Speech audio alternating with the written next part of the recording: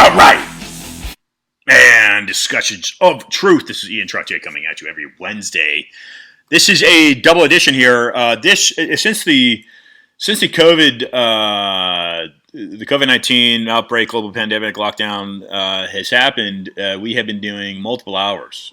Since 2000, the first Wednesday of January 2017 was the inaugural episode of the Florida Sun and Spray Show, which evolved into its current title of Discussions of Truth, and that was a label attached by a studio owner of Wynwood Radio. About a little over a year. The first one was it about first year of doing the program. We changed the name. I liked what he had suggested, so we adopted it. But we've opened this show up with Grateful Dead, but for now, for about 2.5-3 years, I've stuck with Seek and Destroy by Metallica, off of the Kill 'Em All album, because it exemplifies, for the most part, what we aim to do here. And that is seek out and destroy corruption on whatever level it may be tainting your life. And one of them, it happens to be media. Avi Jorish, joined us last hour to talk about his book. And he described some fascinating things about the Israeli innovation, and really the wonderful cultural mechanism that is doing some wonderful things for humanity worldwide, such as what I think was one of the most impressive things. Israel, as its geographical boundary, was it 1948? Anyway, post-World War II, Israel was defined as we know it today, and it's 60% desert. Yet their water distribution in clean water supply is unparalleled. So there's a lot of things to learn from what Jerusalem, Tel Aviv, Israel is doing in regards to contribution to the planet and to the survival of the race, really, in regards. Another pretty remarkable thing that Avi had mentioned. And if you haven't put it together already, but look, per what he said, in the next 40 years, man is going to be much more integrated with machine. Okay, we already are, and you can concentrate perhaps on what is happening with Microsoft microchipping. What's the patent? There's a Microsoft patent recently published with the WIPO WIPO. I'm assuming that stands for World International Patent Organization. I'm not sure about that, but WIPO, Microsoft. Punch in your search engine.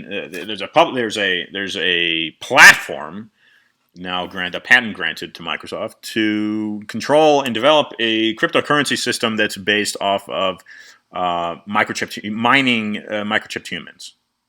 Oh, this is fact. No, this is a fact. It sounds odd and it may have caught you off guard, but yes, this is a fact. Okay, sorry about the backlash. Here it is. Finding right here. Microsoft's WIPO International Patent W020200600606.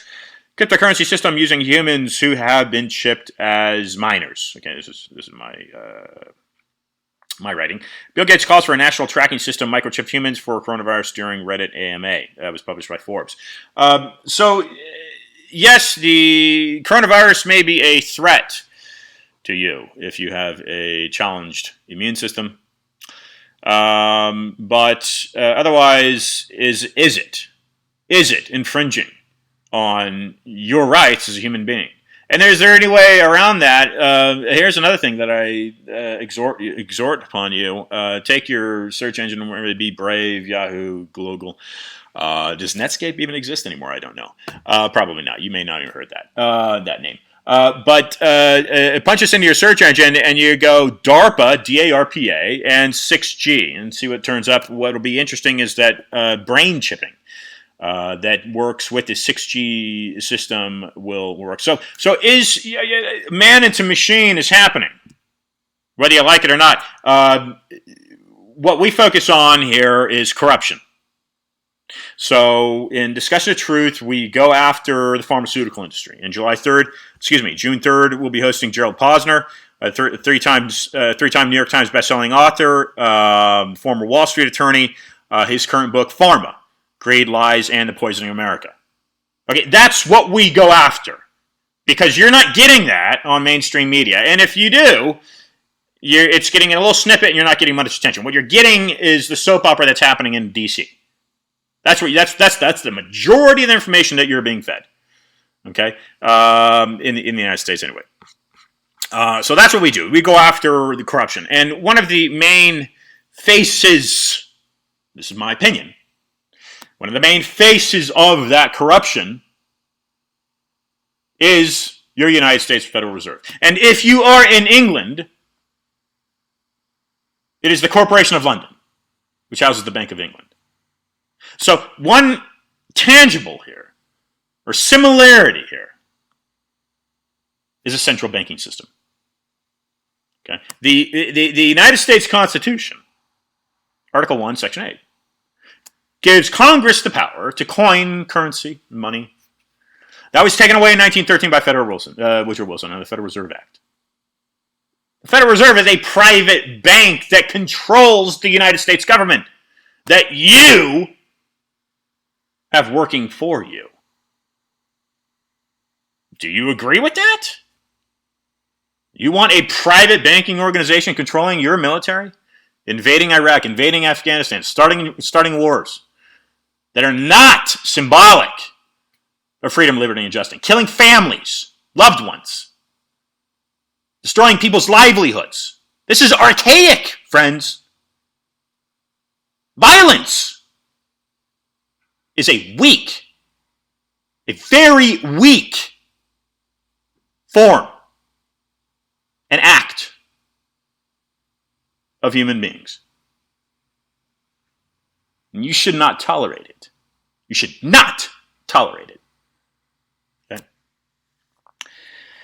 Yeah, is that passion? Maybe. I just have a problem with it. I have a problem with wars. I have a problem with violence. I have a problem with fighting. Look, I mean, an argument or a debate is one thing. But harming another person, it's going too far.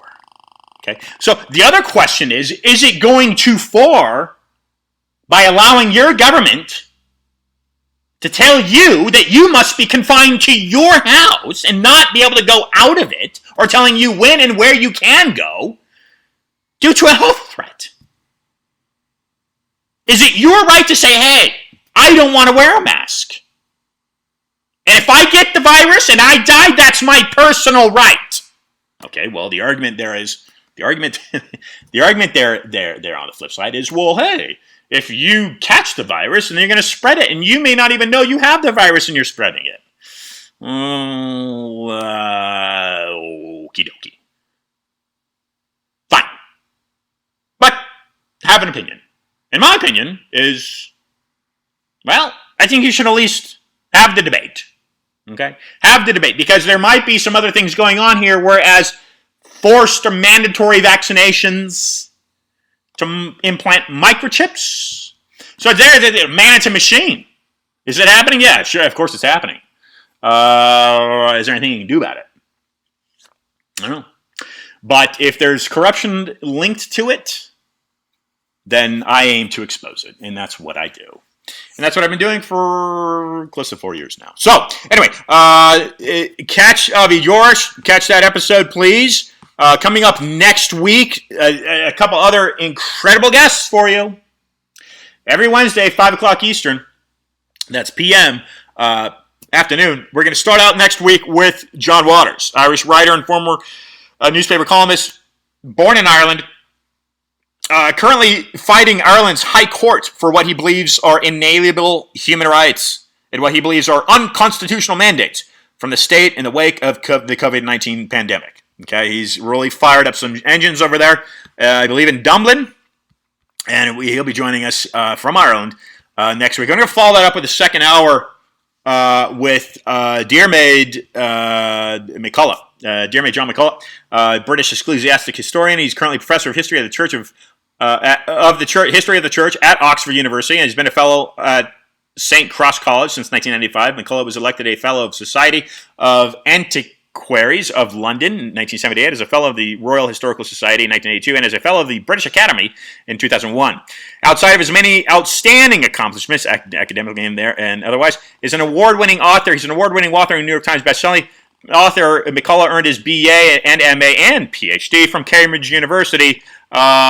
His book, History of Christianity, the First 3,000 Years, inspired the 2009 BBC TV series of the same name. The book won McGill University, Canada, Peter Cundill Prize for History, 2010, the world's largest prize for this academia. In 2018, McCullough released the biography Thomas Cromwell in Life. Of his greatest critiques has been the Church of England in regards to his homosexuality and sexuality and all. I was ordained a deacon, the Church of England, he says, but being a gay man, it was impossible to proceed further within the conditions of the Anglican setup because it was determined that I would make no bones about it. About who I was. I was brought up to be truthful, and truth has always mattered to me, he says. The church couldn't cope with this, so we parted ways. So evidently, incredibly brilliant man. He'll be joining us next week following John Waters. And the following week, we'll be discussing healthcare reform with Den Bishop. Later on in the month, we'll be hosting James O'Keefe, author of American Pravda. And again, he fights to expose corruption via his work, the Project Veritas. We'll also be hosting Seth Dillon that same day. And of course, getting into next month, Gerald Posner. We've got some other guests lined up for you. Please contribute to the program. Thanks for tuning in. Spread the word. Yes, these are trying times. And yes, you need to be doing everything you should be to make this world a better place. Okay, so bringing on today's second guest, final guest for the day, Dokhi Fassihian. Pardon me if I have pronounced that name incorrectly, and we'll be ringing her in right now. Thanks for tuning in. This is Discussing the Truth. I am Ian Hamilton Trottier. Please go to iantrottier.com. That's Trottier. Click on the Articles tab up top, and there you'll find some incredible books. Free to download, no charge, all PDF format. Typically, I urge you to please familiarize yourself with one former Stanford Hoover Fellow, Dr. Anthony Sutton. Dokhi coming on right now.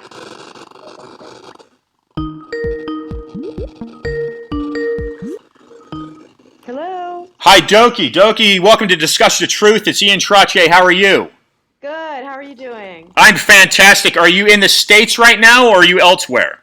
I am in the States. Okay, and are you self-quarantined?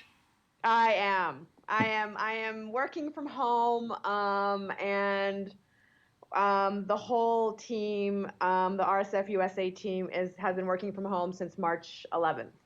Okay, Dokhi, and I pronounced your name correct. Would you please pronounce your last name?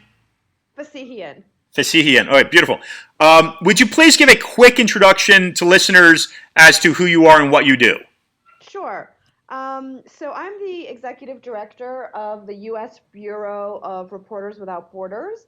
which is known by its French name, Reporters Sans Frontières, and the acronym RSF. We're one of the oldest advocacy organizations working to advance press freedom globally. And we've been working in the U.S. Since 2004, but the organization has been in operation since 1985. Now, how long have you been with Reporters Without Borders? I've been with Reporters Without Borders since August of last year. Okay, so what's going on? What's going on with press? Of course, You just got done saying Reporters Without Borders is a French, I'm assuming Paris-based organization to basically deliver freedom of press to people. What's going on with press in your view? Yeah. Press freedom is enshrined as a universal human right, and the ability of the media to bring people information, to gather information and to bring information is widely recognized as a human right. People should be able to freely express themselves and freely access information, which these rights are intertwined. What we do is we monitor that right globally. And the ability of independent media to operate in different countries around the world. And what we've seen is, unfortunately, a decline in press freedom around the world over the last decade.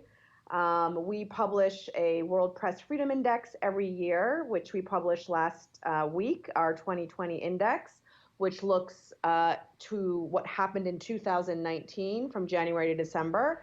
And we rank countries based on their performance against each other. Each gets a score, and as expected, they'll move up and down that ranking depending on how they perform on press freedom overall.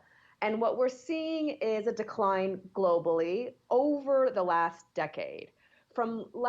Between 2018 and 2019, we didn't see a huge change. We saw sort of a stagnated situation where the decline held. We did see Asia, the region of Asia, decline more than other regions. Europe continues to be the best region in the world currently for the independent media to operate. And sadly, we've seen a decline in the press freedom in the United States, which is the home of the First Amendment, as we know, unfortunately, over the last 3 years.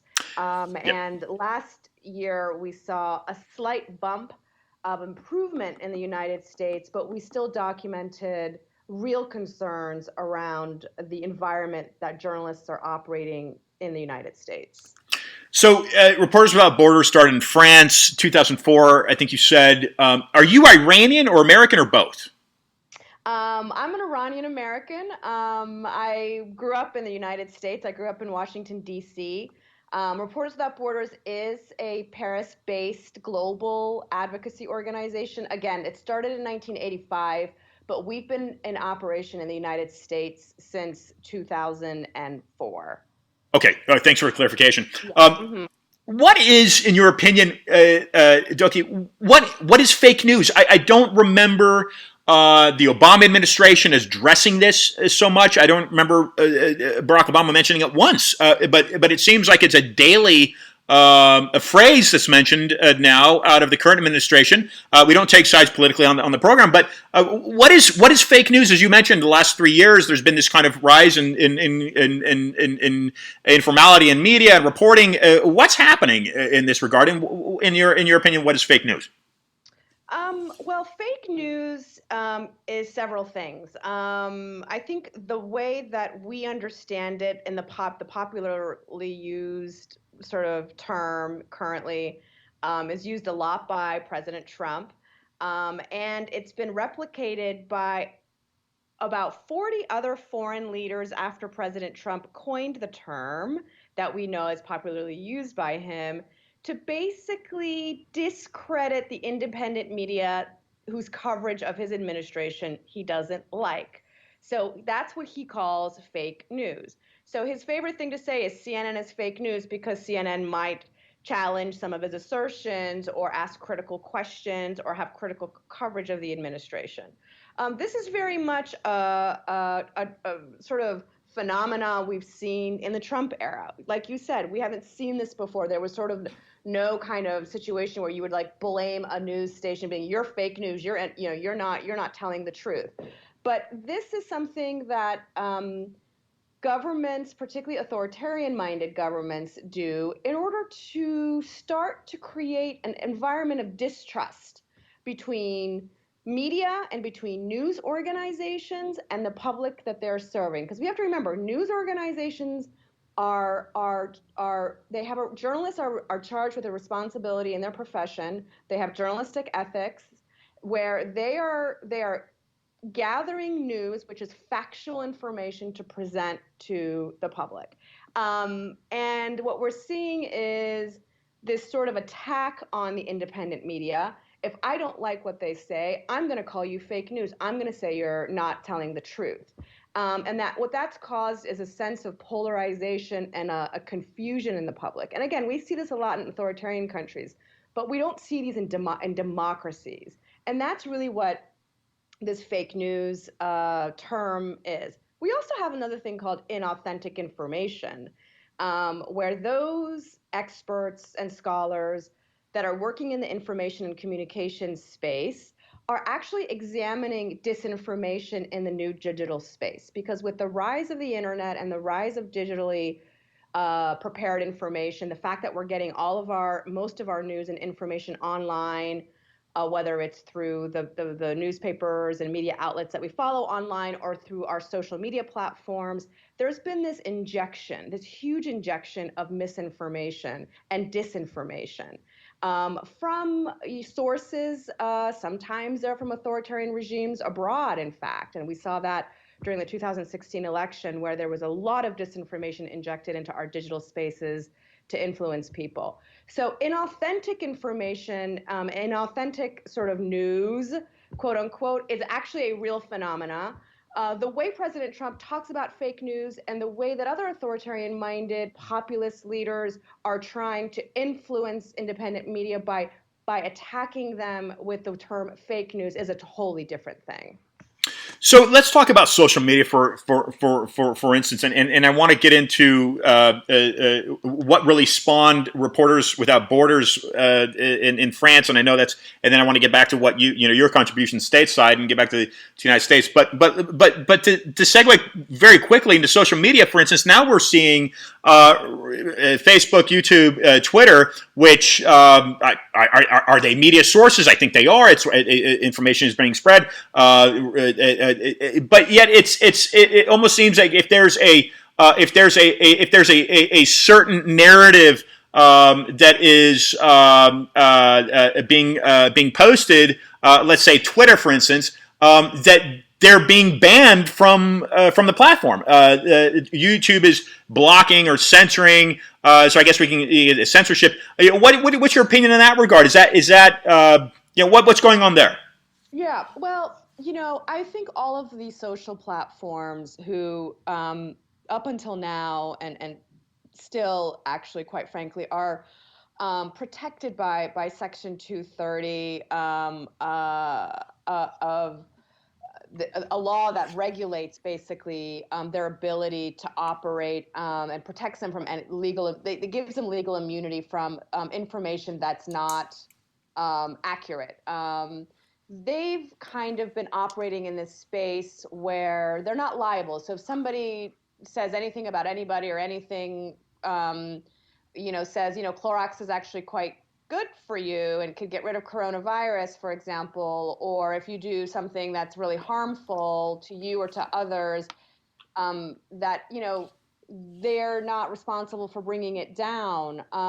So things that are blatantly untrue, and that could be harmful or hateful, incite violence or incite hatred or incite, other very harmful things in society have been in circulation on these platforms. And I think in the last several years, there's been an effort by all these platforms to take a deep look at what they're doing. And there's been a lot of political pressure. There's been a lot of societal pressure to analyze how they are allowing and how they're using sort of the economic incentive of a clickbait type of thing. That if it's something is sensational or hard to believe and incredibly insightful, people will click on it, and that means there are more clicks, more ads.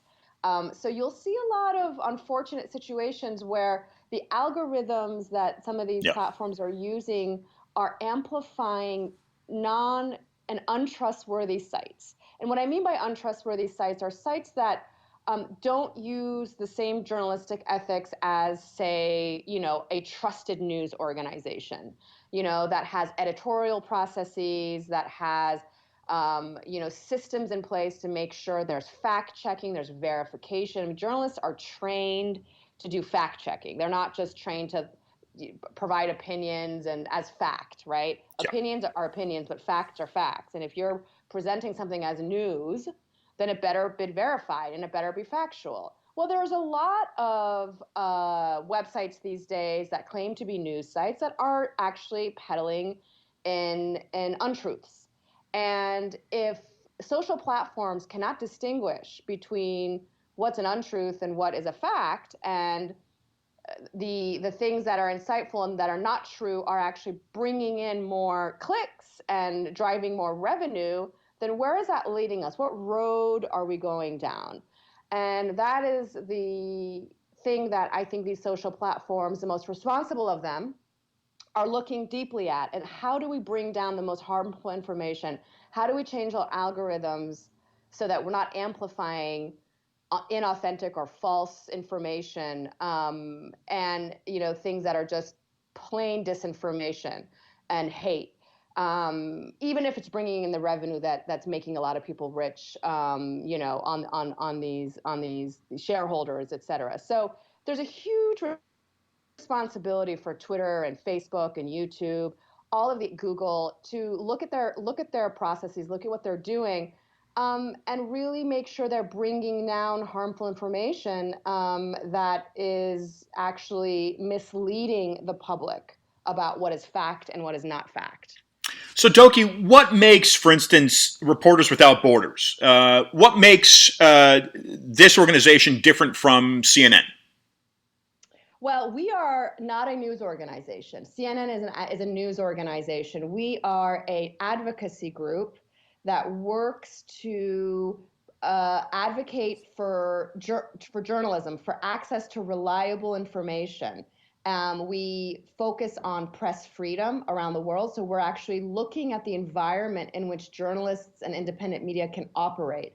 And if that environment is not conducive to independent journalism, then we will advocate to make it conducive to independent journalism. So if there are journalists in jail, for example, China is the biggest jailer of journalists today. Over 100 journalists are in prison. That's followed by Egypt and Saudi Arabia and then Turkey. These are countries where we're focused on getting these journalists out of prison. If American journalists are kicked out of the John Brady room for no reason, right, then we'll advocate and speak out about that. So we would look at various sort of issues around press freedom and advocate to ensure journalists are operating in a safe environment. Wonderful. And are you supported by UN laws? What's the basis upon which you're being supported? Well, we are founded. As I said, we look at the Universal Declaration of Human Rights and the International Covenant on Civil and Political Rights, which provides for freedom of expression and access to information. So there are rights that are enshrined in international law, and of course in our own laws here in the United States. And in most countries have constitutions where these laws are provided for and upheld. Unfortunately, there are many countries that, in order to repress the media, they introduce other legislation that competes with these rights. But from an international human rights and international law perspective, freedom of expression and access to information these are human rights. So, Dokhi, is the digitization of information and therefore news, is that the biggest threat to freedom of media in your view? There are several threats currently to a free press globally. I think the digitization of the press um, does represent one major threat because of the fact that one, the economic model is being challenged. Newsrooms have been decimated over the last decade because of the fact that most of the ad revenues are going to technology companies and social media platforms. And the second issue is what I said earlier related to how, you know, trusted news sources are kind of being, put in parallel to, any old website that sets up and can put up some interesting conspiracy theories and compete for attention. So that's a really disturbing development. But there are also a lot of other threats to journalism right now, and that's the rise of populism around the world. What we're seeing, for example, with the pandemic currently, there were days when it was just authoritarian regimes, what we knew of, like, okay, traditionally authoritarian regimes like China and Iran and North Korea and Saudi Arabia, which were really the culprits of human rights abuses, including the detention of journalists or the repression of journalism and independent media. But nowadays, sadly, we're seeing countries like Brazil, countries like Hungary, countries like India, really introducing draconian laws and policies, activating troll armies, inciting hatred. Even the United States, sadly, I can put in that category, given the harassment that's coming from the very top of Sure. our leadership and trickling down to the local and state levels and to the societal level. The media hasn't been very favored over the last several years in the United States, and some of it I think there could be reasons why that we could point to that the media could do better on certain things. But I think a lot of it is an unfair targeting of the press by some political leaders for advantage. So, and I think that's extremely dangerous. By scapegoating the press for political advantage is an extremely dangerous road to go down. And so I think it behooves everybody to really take a step back and say, okay, how can we improve? What are the real problems with the media? Is it the economic model? What is it? But I think scapegoating the press and blaming the press and endangering the environment that the press operates or endangering the safety of journalists is definitely not the road that a democratic country like the United States should want to go down. You mentioned First Amendment freedom of speech is, and that's intertwined, of course, with the freedom of press in a sense. Is that in danger in the United States? And how does a listener, of course, they're listening to this episode, but how does a listener help to keep that free? Yeah, I mean, I don't think it's in any immediate danger, but I think we need, every time there is an attack on the First Amendment, for example, banning a reporter from attending, a press briefing because of the question he asked the day before. We saw that with Jim Acosta of CNN. We saw it Brian Karem of Playboy. So, we have had situations where there's been retaliation against journalists. We have courts still, and the courts so far have upheld the right of journalists to have access. But I think we just need to stay very vigilant. And I think we need to do more to make sure that any infringement on these access issues, whether they're happening at the state level too, they're happening at the local level. For example, earlier this year, I believe it was in January, when we were in the impeachment hearings that the Senate held, the impeachment trial. unprecedented. The Senate decided that journalists, they put all these restrictions on journalists. Journalists couldn't walk down the halls freely. Journalists had to stay in a little like cage inside the room. I mean, this was abnormal. Like, American journalists have always walked down the halls and talked to senators. Senators that were willingly talking to journalists who were actually engaging in a conversation voluntarily with journalists were broken up by the sergeant of arms or by the security team there. So really, really unprecedented restrictions on journalists. This is happening at the local level. It's happening at the state level. I think coronavirus is introducing some kind of, excuse, a way of saying, okay, well, because of social distancing, provide your answers in advance. And then we'll pick provide your questions in advance. You can't really come to the state assembly hall, but provide your questions in advance and we'll pick the ones that we want to like. So this is a slippery slope, right? Where more and more restrictions are being placed on journalists trying to get information from decision makers. And I think the best thing that we can do as a society is to follow this issue at every level, local, state, and federal, and make sure that any access denials to the press or direct ad hominem attacks that we're seeing, that citizens are contacting their members of Congress about these things and asking their members to do something about it. And there are members of Congress that are aware of these things that are taking place. But the more they hear from their citizens about how American journalists are being treated, I think the better. Yeah, mentioned a few for a moment, Dokhi. Mentioned a few of the Congress people that perhaps maybe you've worked with or are aware that this is happening for listeners so that they know. Yeah, there are many. There are many that are working on legislation right now on this issue. I know Senator Warner's office is working on things. Senator Schatz has been working on legislation. Yeah, we've been in touch with many, and it's on different issues, right? So there are many members of Congress that are working on this more than we're aware of. But I think all members of Congress, it really does depend on the constituent, and it doesn't really necessarily matter which member. I think this is a national issue, and we should be in touch. I think citizens around the country should be in touch with their members. So, Reporters Without Borders incepted in France. Is this something that the French have already been through? Has their media been under attack? What spawned the inception of Reporters Without Borders in that sense?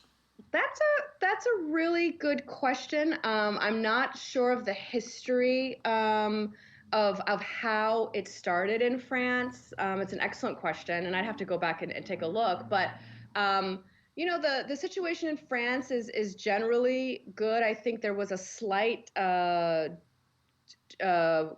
down on the index at about 2 points this year for France, but it generally does well. I think there were some concerns around the yellow vest protesters and some violence against the protesters, but also some violence against journalists covering the protests. So those were some of the issues that came up recently in France. Let's go into Iran.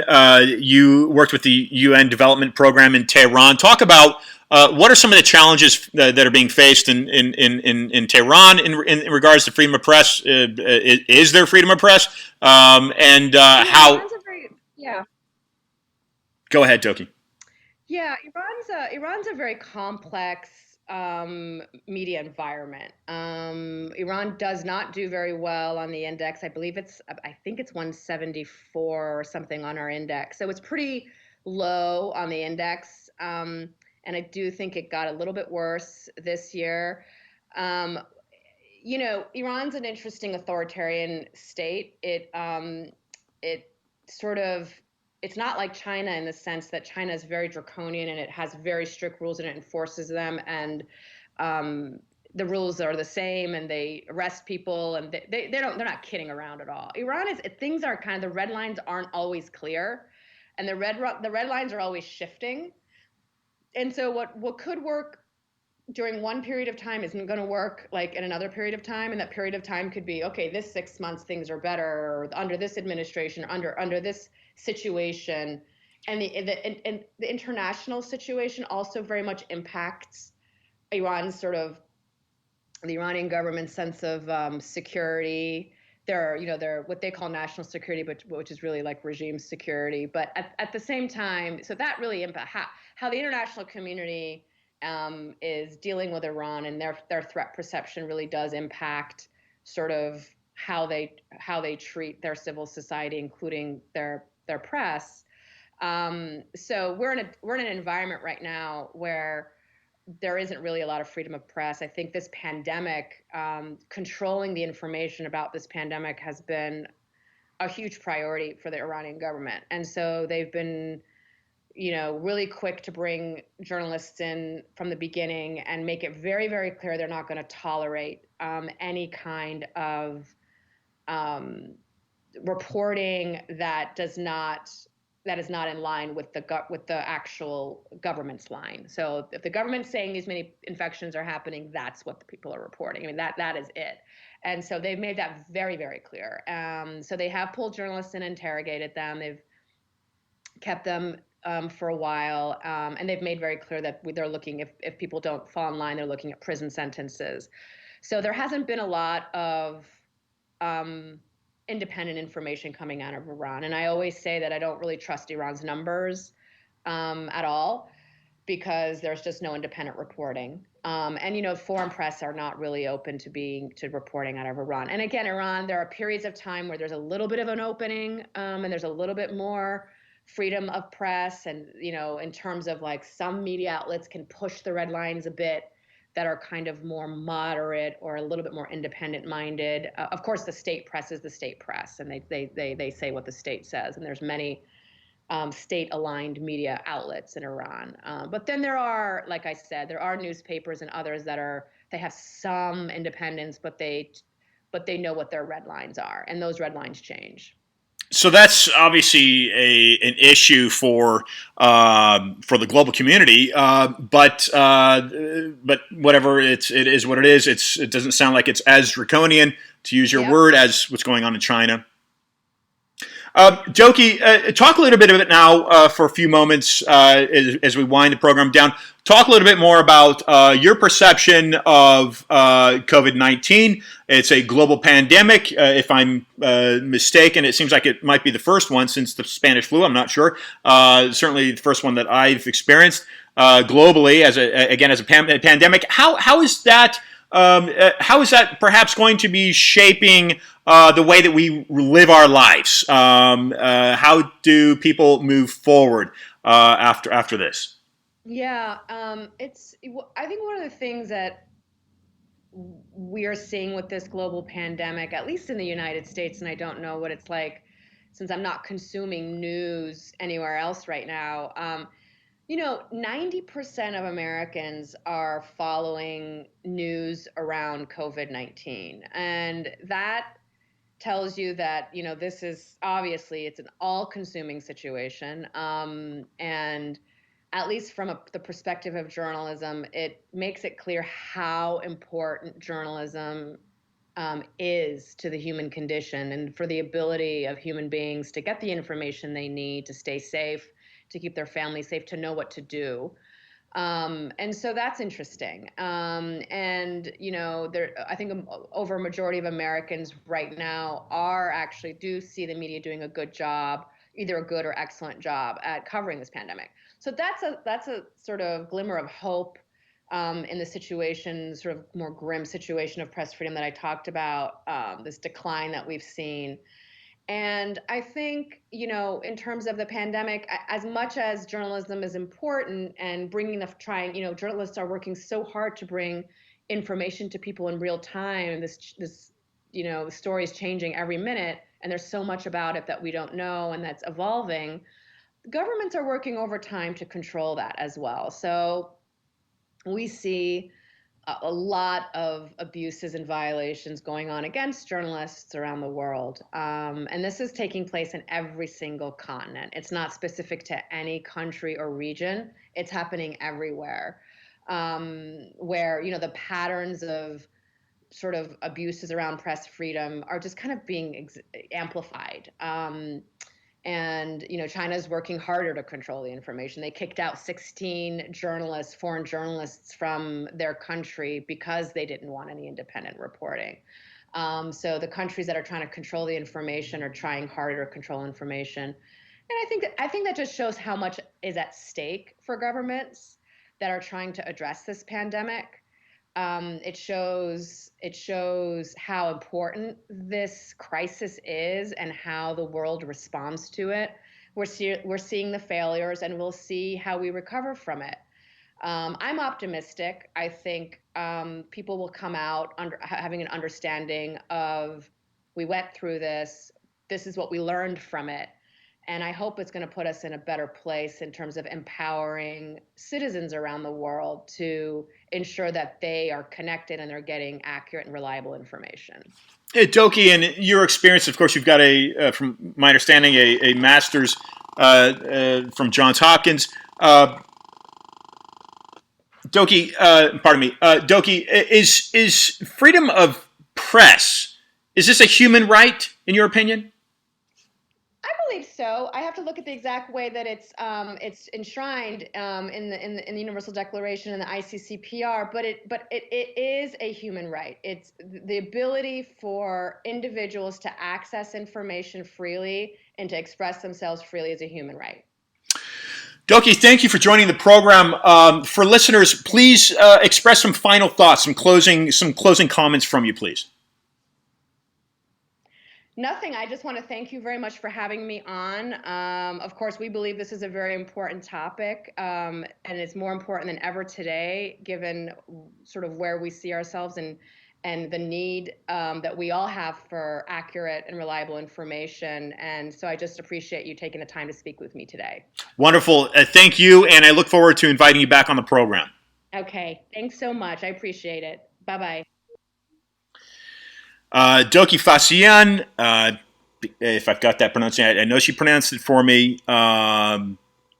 She had a lot of great. I think the bottom line, the message being delivered here, folks, is that your information is let's just say the freedom right. Look, what she's doing is incredibly important to your well-being.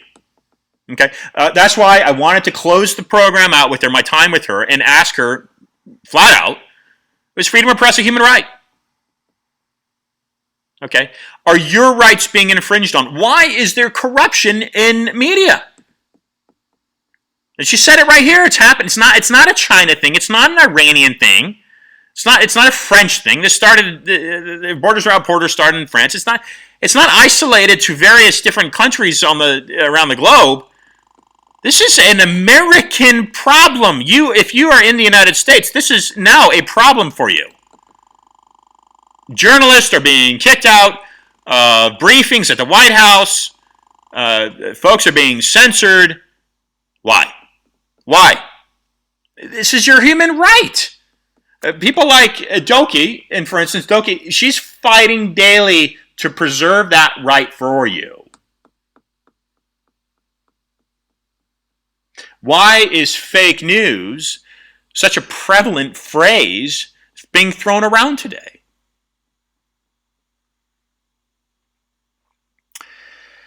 Okay, I'm going to close out with my thoughts, okay, and I'll tell you why I believe. Let's just look at the basics, folks. First Amendment's freedom of speech. She said it. That's how she opened up the discussion. She says it's a human right. What has made the United States? What has made this country? I had no part in its development, okay? Nor did you. None of us had any part in it. But it's what we live in. If you're living in the United States and you're listening to this, it's what you live in. What makes it a prosperous society? What has made it a prosperous society? Okay. Let's not get into Iraqi wars, Afghanistan wars, Vietnam, Korea. Let's not go down that road. Let's not get into that. Because frankly, I separate the values of the United States, which are represented primarily by its Constitution and its constitutional right. I separate that from the corporations and the bankers that control the government banking system.